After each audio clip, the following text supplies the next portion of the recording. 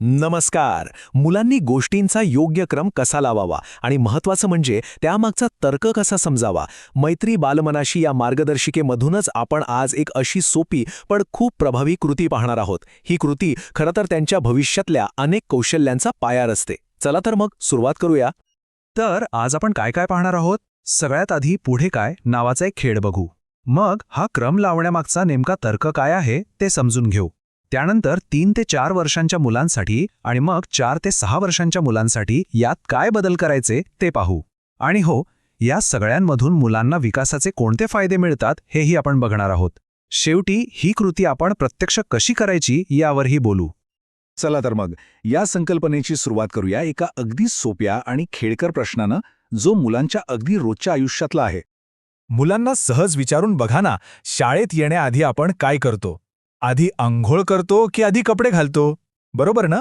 यात एक योग्य क्रम आहे आणि हाच क्रम ओळखणं हीच तर आहे तार्किक विचारांची पहिली पायरी. अगदी बरोबर. आधी करतो छान अंघोळ, साबणाच्या फेसाने चोळ. मग घालतो स्वच्छ कपडे आणि दिसतो किती छान. पाहिलंत? प्रत्येक गोष्टीचा ना एक योग्य क्रम असतो. अगदी तसंच जसं झाड उगवण्याच्या आधी बी लावावी लागते. बरं, आता या खेळामागचा जो महत्त्वाचा शैक्षणिक हेतू आहे ना, तो जरा समजून घेऊया. ही कृती मुलांमध्ये 2 अगदी मूळ संकल्पना रुजवते. आधी काय आणि नंतर काय. यालाच आपण म्हणतो तार्किक विचार. म्हणजे काय तर वेगवेगळ्या घटना किंवा गोष्टी योग्य क्रमाने लावून त्या एकमेकांशी कशा जोडलेल्या आहेत हे समजून घेण्याची क्षमता. सोपं आहे. आता इथे बघा, किती सोप्या पद्धतीने आधी आणि नंतर हे स्पष्ट होतंय. झाड येण्याच्या आधी काय तर बी लावावी लागते. पोळी भाजण्याच्या आधी काय तर कणिक मळावी लागते. आणि पाणी पिण्याच्या आधी साहजिकच तहान लागलेली असते. हाच तो संबंध आहे जो मुलांना शिकायचा आहे.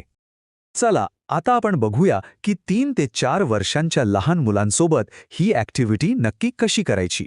आपण काय करणार आहोत तर त्यांच्या रोजच्या आयुष्यातल्याच सोप्या घटना वापरून एक गमतीशीर चॅलेंज तयार करणार आहोत.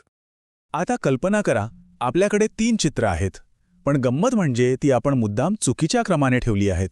म्हणजे समजा, पहिले चित्र दात घासण्याचं, दुसरं झोपेतून उठण्याचं आणि तिसरं अंघोळ करण्याचं. आता मुलांचं काम काय तर हा क्रम बरोबर लावणं. आणि हा आहे त्याचा बरोबर क्रम. आपण मुलांना मदत करू शकतो त्यांना प्रश्न विचारून. सकाळी उठल्यावर सगळ्यात आधी काय करतो आपण?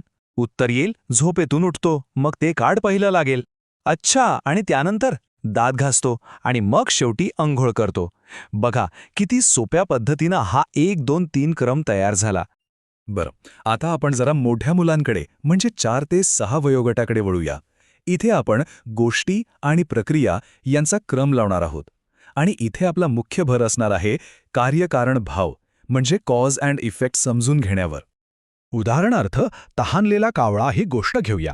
आपण मुलांना विचारू शकतो, अरे, कावळा आधी पाणी पिईल की आधी दगड टाकेल? हा प्रश्न त्यांना विचार करायला लावतो. त्यांना कळतं की पाणी पिण्यासाठी आधी दगड टाकून पाणी वर आणणं गरजेचं आहे. हेच तर आहे कार्यकारण भाव. किंवा मग पोळी बनवण्याची प्रक्रिया घ्या. यातली एकही पायरी चुकून नाही चालणार, नाही का? आधी पीठ चाळायचं, मग मळायचं, मग लाटायचं आणि मगच भाजायचं. यातून मुलांना फक्त क्रमच नाही तर एक वैज्ञानिक आणि तार्किक प्रक्रिया समजायला मदत होते. त्यांना कळतं की प्रत्येक गोष्टीचा एक ठरलेला मार्ग असतो.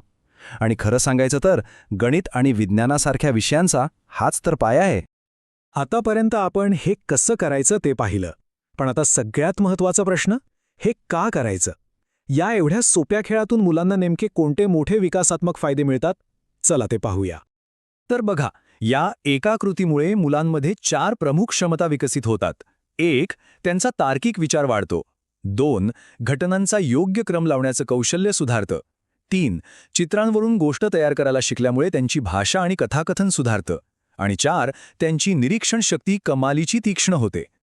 आता हा जो निरीक्षण शक्तीचा मुद्दा आहे त्यावर जरा जास्त बोलूया. कावळ्याच्या ओष्टीतल्या पहिल्या चित्रात मुलांना एक छोटासा पण खूप महत्त्वाचा तपशील ओळखायला शिकवलं जातं. तो म्हणजे मडक्यात पाण्याची पातळी खूप खाली आहे. हाच तपशील तर पुढच्या सगळ्या कृतीला जन्म देतो, नाही का? आणि मग बघा, हे दुसरं चित्र अगदी स्पष्टपणे दाखवतं की दगड टाकल्यानंतर काय झालं. पाण्याची पातळी वर आली. आधी काय होतं आणि नंतर काय झालं यातला फरक आणि त्यामागचं कारण मुलांच्या डोळ्यासमोर एकदम स्पष्ट होतं. हीच तर आहे निरीक्षणाची आणि तार्किक विचारांची ताकद. तर आता आपण हे सगळं समजून घेतलं आहे, मग आता काय? आता आपली पाळी आहे शी शिकलेली गोष्ट प्रत्यक्षात आणण्याची. तर मग आज मुलांसोबत कोणता क्रम लावून खेळता येईल? त्यांच्या सकाळच्या तयारीचा, झाडाच्या वाढीचा, की एखादी नवीनच गोष्ट तयार करता येईल? एक गोष्ट लक्षात ठेवा, हा खेळ फक्त मनोरंजन नाहीये, तर त्यांच्या भविष्यातल्या गणित, विज्ञान आणि कुठलीही समस्या सोडवण्याच्या कौशल्यांचा एक मजबूत पाया आहे.